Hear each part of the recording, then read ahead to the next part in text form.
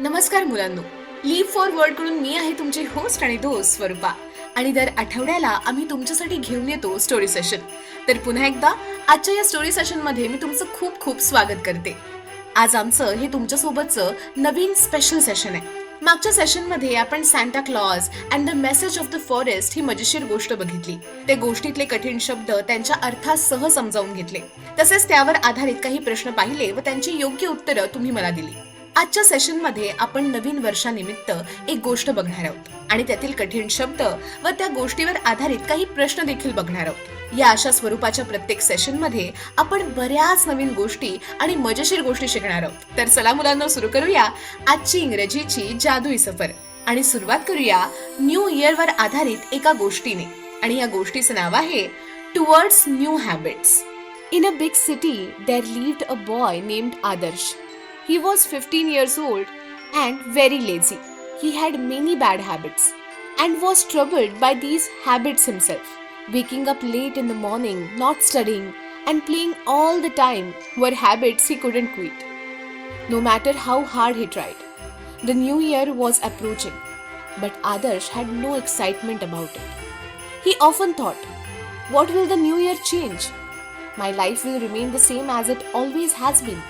One evening, while walking with his father in the park, he saw an old gardener. Despite the biting cold, the gardener was planting small saplings.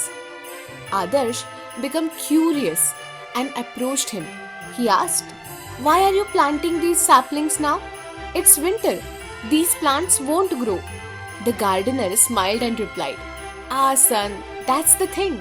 These saplings won't seem to grow above the surface right now, but their roots will become strong in the soil. By springtime, they will grow into lush green plants." Hearing this, Adarsh was amazed.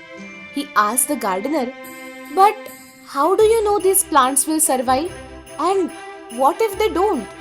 The gardener laughed and said, "That's the beauty of life, son. We don't always know the results. But if we don't sow the seeds, nothing will grow. Every plant is an opportunity, a new beginning." The gardener's words touched Adarsh's heart. He realized that he was so entangled in his bad habits that he couldn't embrace new good habits. Inspired by the gardener's wisdom, Adarsh decided to view the new year as an opportunity for a fresh start. The night he took out a notebook and listed all the habits he wanted to develop in his life. He chose to forget his bad habits and focused on good habits that could make him better and give his life a purpose. He adopted habits like waking up at 6 a.m., studying daily, and doing one good deed every month. As weeks passed, Adarsh noticed changes in his life. His small effort introduced many new habits.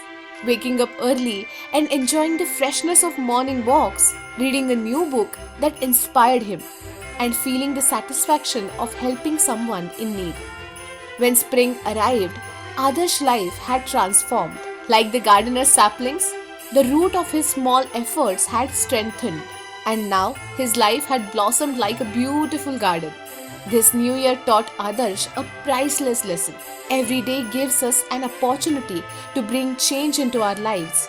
With patience, hard work, and hope, we can make our lives beautiful. Message: change in life does not come suddenly, but through our small efforts. So keep trying because effort is the only path to progress. चला तर आता बघूया या गोष्टीचा अर्थ आपल्या भाषेत. Towards new habits म्हणजे नवीन सवयींकडे वाटचाल. In a big city there lived a boy named Adarsh. He was 15 years old and very lazy. He had many bad habits and was troubled by these habits himself. म्हणजे एका मोठ्या शहरात आदर्श नावाचा एक 15 वर्षाचा मुलगा राहत होता. तो खूप आळशी होता आणि त्याचबरोबर त्याला अनेक वाईट सवयी होत्या आणि त्या सवयींमुळे तो स्वतःच त्रस्त होता. Waking up late in the morning, not studying, and playing all the time were habits he couldn't quit, no matter how hard he tried. उशिरा उठणं, अभ्यास न करणं आणि सतत फक्त खेळत राहणं यासारख्या सवयी त्याच्या आयुष्यात होत्या, ज्या तो कितीही प्रयत्न केला तरी सोडू शकत नव्हता. The new year was approaching. But Adarsh had no excitement about it. He often thought, what will the new year change? My life will remain the same as it has always been. नवीन वर्ष जवळ येत होतं, पण त्याला त्याबद्दल कुठलाही उत्साह नव्हता. तो नेहमी विचार करायचा, नवीन वर्ष माझं काय बदलेल? काहीही केलं तरी माझं आयुष्य नेहमीप्रमाणेच राहणार आहे. One evening, while walking with his father in the park, he saw an old gardener. एका संध्याकाळी तो त्याच्या वडिलांसोबत पार्कमध्ये फिरत असताना त्याला एक वृद्ध माळी दिसला. Despite the biting cold, the gardener was planting small saplings. Adarsh became curious and approached him. He asked, "Why are you planting these saplings now? It's winter. These plants won't grow." आणि कडाक्याच्या थंडीतही तो माळी छोट्या रोपांची लागवड करत होता. आदर्शला कुतूहल वाटले आणि तो त्या माळ्याकडे गेला. त्याने विचारले, तुम्ही आता हिवाळ्यात रोपं का लावताय? या थंडीत ही झाडं वाढणार नाहीत. The gardener smiled and replied, "Ah son, that's the thing. These saplings won't seem to grow above the surface right now, but their roots will become strong in the soil." त्यावर तो माळी हसला आणि म्हणाला, बाळा, याचं कारण म्हणजे हिवाळ्यात ही रोपं वरवर वाढत नाहीत, पण त्यांच्या मुळांना जमिनीत घट्ट आधार मिळतो. By springtime, they will grow into lush green plants. वसंत ऋतू येईपर्यंत ही झाडं हिरवीगार होतील. Hearing this, Adarsh was amazed. He asked the gardener, "But how do you know these plants will survive? And what if they don't?" हे ऐकून आदर्शला खूप आश्चर्य वाटलं आणि त्यानं विचारलं, पण तुम्हाला कसं कळतं की ही झाडं टिकतील आणि ती टिकलीच नाही तर? The gardener laughed and said, "That's the beauty of life, son. We don't always know the results. But if we don't sow the seeds, nothing will grow. Every plant is an opportunity, a new beginning." यावर माळी हसत म्हणाला, बाळा, हीच तर जीवनातली खरी मजा आहे. पुढे जाऊन त्याचा परिणाम काय होईल हे आपल्याला माहित असतंच असं नाही, पण जर आपण बियाणंच पेरलं नाही तर काहीही उगवणार नाही. प्रत्येक रोप म्हणजे एक नवीन सुरुवात असते. The gardener's words touched Adarsh's heart. He realized that he was so entangled in his bad habits that he couldn't embrace new good habits. माळी बुवांच्या शब्दांनी आदर्शच्या मनाला स्पर्श झाला. त्याला जाणवलं की तो त्याच्या वाईट सवयींमध्ये इतका अडकला होता की चांगल्या सवयींचा स्वीकारच करू शकत नव्हता.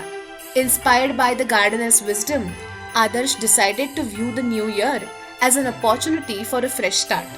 माळी बुवांच्या सुज्ञपणाने प्रेरित होऊन आदर्शने नवीन वर्षाला एका नव्या सुरुवातीसारखे मानायचे ठरवले. That night, he took out a notebook and listed all the habits he wanted to develop in his life. He chose to forget his bad habits and focused on good habits that could make him better and give his life a purpose. त्या रात्री त्याने एक वही काढली आणि त्याच्या आयुष्यात त्याला ज्या चांगल्या सवयी रुजवायच्या आहेत त्यांची यादी केली. त्याने वाईट सवयी विसरून चांगल्या सवयींवर लक्ष केंद्रित केले. त्याने स्वतःत असे बदल केले जे त्याला चांगले बनवतील आणि त्याच्या आयुष्याला एक उद्देश देतील. He adopted habits like waking up at 6 a.m., studying daily and doing one good deed every month. त्याने सकाळी 6 वाजता उठणे, दररोज अभ्यास करणे आणि दर महिन्याला एक चांगले काम करण्याची सवय लावली. As weeks passed, Adarsh noticed changes in his life. His small efforts introduced many new habits. Waking up early and enjoying the freshness of morning walks, reading a new book that inspired him, and feeling the satisfaction of helping someone in need. जसे आठवडे सरले, आदर्शच्या आयुष्यात बदल होऊ लागले. त्याच्या छोट्या प्रयत्नांनी अनेक नवीन सवयी तयार केल्या. लवकर उठणे, सकाळच्या ताज्या तवान्या वातावरणाचा आनंद घेणे, एक प्रेरणादायक पुस्तक वाचणे आणि गरजू लोकांना मदत केल्याचे समाधान अनुभवणे, या गोष्टी तो करू लागला. When spring arrived, Adarsh's life had transformed. Like the gardener's saplings, the root of his small effort had strengthened, and now his life had blossomed like a beautiful garden. आणि जेव्हा वसंत ऋतू आला तेव्हा आदर्शचे आयुष्य पूर्णतः बदलले होते. जसे माळ्याच्या रोपांची मुळे मजबूत झाली होती, तसेच त्याच्या छोट्या प्रयत्नांचेही फळ मिळाले होते आणि आता त्याचे आयुष्य एका सुंदर बागेसारखे फुलले होते. This new year taught Adarsh a priceless lesson. Every day gives us an opportunity to bring change into our lives. With patience, hard work and hope, we can make our lives more beautiful. आणि या नवीन वर्षाने आदर्शला एक अमूल्य धडा दिला. दररोज आपल्याला आयुष्यात बदल घडवण्याची संधी मिळते. संयम, मेहनत आणि आशेने आपण आपले आयुष्य अधिक सुंदर बनवू शकतो. Message: Change in life does not come suddenly, but through our small efforts. So keep trying because effort is the only path to progress. आणि ह्या गोष्टीत आपलं तात्पर्य काय कळतं? तर आयुष्यात बदल हे एकदम होत नाहीत, तर आपल्याला छोट्या छोट्या प्रयत्नांमुळेच ते होत जातात. म्हणून प्रयत्न करत राहा, कारण प्रगतीचा एकमेव मार्ग प्रयत्नच आहे. तर मुलांनो, कशी वाटली तुम्हाला ही गोष्ट? मजा आली ना? आता आपण या गोष्टीमधून काही अवघड शब्द व त्यांचे अर्थ बघूया. पहिला शब्द आहे अपॉर्च्युनिटी. OPPORTUNITY. अपॉर्च्युनिटी म्हणजे संधी. पुढचा शब्द आहे हॅबिट. HABIT. हॅबिट म्हणजे सवय. पुढचा शब्द आहे ट्रान्सफॉर्म. TRANSFORMED. ट्रान्सफॉर्म म्हणजे बदलले. पुढचा शब्द आहे एफर्ट. EFFORT. एफर्ट म्हणजे प्रयत्न. पुढचा शब्द आहे पेशन्स.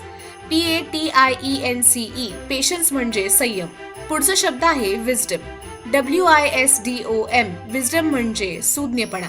पुढचा शब्द आहे क्युरियस. CURIOUS. क्युरियस म्हणजे कुतूहल. पुढचा शब्द आहे लेझी. LAZY. लेझी म्हणजे आळशी. पुढचा शब्द आहे इन्स्पायर्ड. INSPIRED. इन्स्पायर्ड म्हणजे प्रेरणादायक.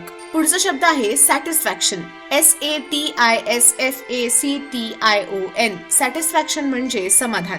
पुढचा शब्द आहे प्रोग्रेस. PROGRESS. प्रोग्रेस म्हणजे प्रगती. पुढचा शब्द आहे ग्रो. GROW. ग्रो म्हणजे उगवणे. पुढचा शब्द आहे होप. HOPE. होप म्हणजे आशा. पुढचा शब्द आहे पर्पज. PURPOSE. पर्पज म्हणजे उद्देश. आणि शेवटचा शब्द आहे चेंज. CHANGE. चेंज म्हणजे बदल किंवा बदलणे. या शब्दांचा योग्य उच्चार व अर्थ तर तुम्हाला आता कळाला. चला तर पाहूया या गोष्टीवर आधारित काही प्रश्न. आणि आपला पहिला प्रश्न आहे, first question, what was the biggest problem faced by Adarsh? And the options are A. He didn't have friends. B. He was very lazy and had many bad habits. C. He was scared of the new year. Or D. He disliked going to the park.